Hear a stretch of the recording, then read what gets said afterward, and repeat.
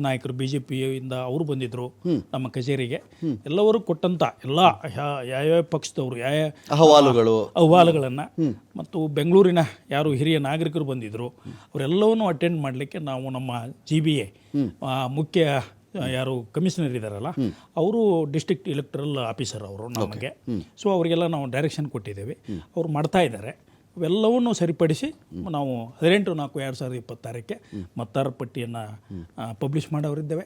ಅದಾದ ನಂತರ ತಾವು ಕೇಳಿದ ಹಾಗೆ ಯಾವಾಗ ನೀವು ಡೇಟನ್ನು ಫಿಕ್ಸ್ ಮಾಡ್ತೀರಿ ಅಂಥೇಳಿ ನಾವು May 1 ಅಥವಾ 2nd ವೀಕ್ನಲ್ಲಿ ತಾರೀಖನ್ನು ನೋಡಿಕೊಂಡು, ಅಂದರೆ ಜೂನ್ದಲ್ಲಿ ಯಾವಾಗ ಮಾಡಬೇಕು ಅಂತ ನೋಡಿಕೊಂಡು ಒಂದು ಅದರ ದಿನಾಂಕವನ್ನು ನಿಗದಿಪಡಿಸುವತ್ತ ನಾವು ಗಮನ ಕೊಡ್ತೇವೆ. ಯಾವಾಗ May 1 ಅಥವಾ 2nd ವೀಕ್ನಲ್ಲಿ. ಮತಪಟ್ಟಿಯ ತೀವ್ರ ಪರಿಷ್ಕರಣೆ SIR ಅಂತ ಒಂದು ದೇಶಾದ್ಯಂತ ಒಂದು ಶುರುವಾದಾಗ ಸಾಕಷ್ಟು ವಿರೋಧವನ್ನು ಅದು ಫೇಸ್ ಮಾಡ್ತು. ಅದು ಕೆಲವರು ಅದರ ಪರವಾಗಿ, ಕೆಲವರು ಅದರ ವಿರುದ್ಧವಾಗಿ ಎಲ್ಲ ಬಂತು ಸರ್. ದೇಶದ ಎಲೆಕ್ಷನ್ ಸಂಬಂಧಪಟ್ಟಂತೆ ನಾನು ಮಾತಾಡ್ತಾ ಇದ್ದೀನಿ ಇಲ್ಲಿ. ಈಗ BBMP ಅಥವಾ GBA ಇದ್ರದಂತ ಬಂದಾಗ ನಿಮ್ಗೆ ಆ ಥರದ ಇಶ್ಯೂಸ್ ಅಲ್ಲಿ ರೈಸ್ ಆಗಿದೆಯಾ? ನೀವು ಅಹವಾಲು ತೊಗೊಂಡಾಗ ನಿಮ್ಗೆ ಆ ಥರನ ಫೀಲ್ ಆಯಿತಾ? ನಮ್ಮ ಹೆಸರು ಬಿಟ್ಬಿಟ್ಟಿದ್ದಾರೆ, ಬೇಕು ಅಂತ ತೆಗಿತಾ ಇದ್ದಾರೆ, ಟಾರ್ಗೆಟ್ ಮಾಡಿದ್ದಾರೆ, ಯಾವುದೋ ರಾಜಕೀಯ ಪಕ್ಷಕ್ಕೆ ಹೆಲ್ಪ್ ಮಾಡೋ ಥರ ನಡೀತಾ ಇದೆ, ಇದು ಆರೋಪ ಬರುತ್ತಲ್ಲ ಸರ್. ಆ ಥರದ್ದು ನೀವೇನೋ ಫೇಸ್ ಮಾಡಿದ್ರಾ ಸೋಫಾರ್ ಅಂತ? ಅಂದರೆ ಅಂಥ ಆರೋಪಗಳು ಬರೋದು ಸಹಜ. ಆದರೆ SIR ನಾವು ಮಾಡ್ತಾ ಇಲ್ಲ. ಗೊತ್ತಾಯ್ತು. ಸ್ಪೆಷಲ್ ಇಂಟೆನ್ಸಿವ್ ರಿವಿಷನ್ ಅಂತ ಹೇಳಿ ಕೇಂದ್ರ ಚುನಾವಣಾ ಆಯೋಗದಿಂದ ಮಾಡ್ತಾ ಇದ್ದಾರೆ, ಬೇರೆ ಬೇರೆ ಕಡೆ ಮಾಡ್ತಾ ಇದ್ದಾರೆ. ನಮ್ಮಲ್ಲಿ ಕೂಡ ಮ್ಯಾಪಿಂಗ್ ಎಲ್ಲ ಸ್ಟಾರ್ಟ್ ಮಾಡಿದ್ದಾರೆ. ಇನ್ನೂ ಅದರ ದಿನಾಂಕಗಳು ನಮ್ಮಲ್ಲಿ ಬಂದಿಲ್ಲ. ಆದರೆ ನಾವು ನಮ್ಮ GBA ಮಟ್ಟಕ್ಕೆ ಹೇಳುವುದಾದಲ್ಲಿ ನಮಗೂ ಕೂಡ ಒಂದು GBA ಇನ್ನೊಂದು ಎಲೆಕ್ಷನ್ ಬಂದರೆ ಅದು SIRಗೆ ಒಳಪಡುತ್ತಾ? SIR ಆಗಿದ್ದ ಮೇಲೆ GBA ನಡೆಯುತ್ತಾ? ಇದು ಹೇಗೆ ಸರ್ ಇದು ನಮ್ಮ ಸ್ಟೇಟ್? ಇಲ್ಲ ಅದಕ್ಕೆ ಇದಕ್ಕೆ ಬರುತ್ತೆ. ನಮಗೆ ಜೂನ್ ಅಷ್ಟೊತ್ತಿಗೆ ಅದು SIR ಬಂದ್ಬಿಡುತ್ತೆ. Okay sir. ಅಂದರೆ ಇನ್ನೂ ಡೇಟ್ ಫಿಕ್ಸ್ ಇಲ್ಲ, ಬರುತ್ತೆ ಬಿಡುತ್ತೋ ಇನ್ನೂ ನನಗೂ ಐ ಕಾಂಟ್ ಇಮ್ಯಾಜಿನ್.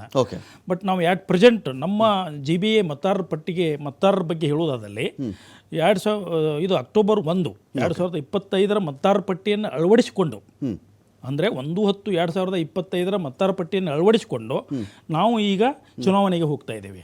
ಅಂದರೆ ಅದರಲ್ಲಿರುವಂಥ ಏನಾದರೂ ಎಡಿಷನ್ನು ಡಿಲಿಷನ್ನು, ಏನೋ ನೀವು ಹೇಳಿದಾಗೆ ಈಗ ಯಾರ್ದಾರ ಹೆಸರು ಬಿಟ್ಟು ಬೇರೆ ಕಡೆ ಹೋಗಿದ್ರು ಮತ್ತೆ ಬರೋದು, ಈ ರೀತಿ ಇದ್ದಾಗ ಅವುಗಳನ್ನು ಸರಿಪಡಿಸಿ ನಾವು ಅದರಲ್ಲಿ GBA ಏನು ರಿಜಿಸ್ಟ್ರೇಷನ್ ಆಫ್ ಇಲೆಕ್ಟರ್ಸ್ ರೂಲ್ಸ್ 2025ದಲ್ಲಿ GBA ಆ್ಯಕ್ಟ್ ಕೆಳಗಡೆ ಒಂದು ರೂಲ್ಸನ್ನು ಮಾಡಿದರು.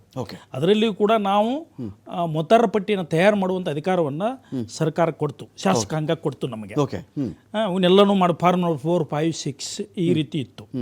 ಆದರೆ ನಮಗೆ ಮ್ಯಾನ್ಯುವಲಿ ಮಾಡೋಕ್ಕೆ ಕಷ್ಟ ಆಗ್ತಿದೆ ಅಂತ ಹೇಳಿಬಿಟ್ಟು ನಾವು ಏನು ಫಾರ್ಮ್ ನಂಬರ್ 6, 7, 8 ಏನು election commission of India prescribe ಮಾಡಿದೆಯೋ ಅದರ ಒಂದು ಆಧಾರದ ಮೇಲಿಂದ, ಅಂದರೆ ರೂಲ್ 30 ಒಂದು ಹೇಳ್ತಿದೆ ನಮ್ಮಲ್ಲಿ. ಈ ರೂಲ್ಸ್ ಪ್ರಕಾರ ರೂಲ್ 30 ಇದೆ ಅಂತ. ಏನಾದರೂ ನಿಮಗೆ ಸರ್ಕಮ್ಸ್ಟೆನ್ಸಸ್ ಬಂದಾಗ ನೀವು ರೂಲ್ 30ಯನ್ನು ಇನ್ವೋಕ್ ಮಾಡಿ ಅಸೆಂಬ್ಲಿ ಮತದಾರರ ಪಟ್ಟಿಯನ್ನು ಅಡಾಪ್ಟ್ ಮಾಡ್ಕೊಂಡು ನೀವು ಮುಂದುವರಿರಿ ಅಂತ ಹೇಳಿ ಕಾಯ್ದೆಯಲ್ಲಿ ಇರೋದರಿಂದ ನಾವು ಮತದಾರರ ಪಟ್ಟಿಯನ್ನು 1/10/2025 ಮತದಾರರ ಪಟ್ಟಿ, ಅಸೆಂಬ್ಲಿ ಮತದಾರರ ಪಟ್ಟಿಯನ್ನು ಅಳವಡಿಸಿಕೊಂಡು ನಾವು ಮುಂದುವರಿತಾ ಇದ್ದೇವೆ. ಅದ್ರ ಜೊತೆಗೆ ಏನಾದರೂ ನಾವು ಬಿಟ್ಟು ಹೋಗಿದ್ರೆ ಅಥವಾ ಈಗ ಅವರು ಮತ್ತೆ ಕೊಡ್ತಾರೆ, ಈಗ ECIದವರು ಅಸೆಂಬ್ಲಿ ರೋಲನ್ನು ಕೊಡ್ತಾರೆ.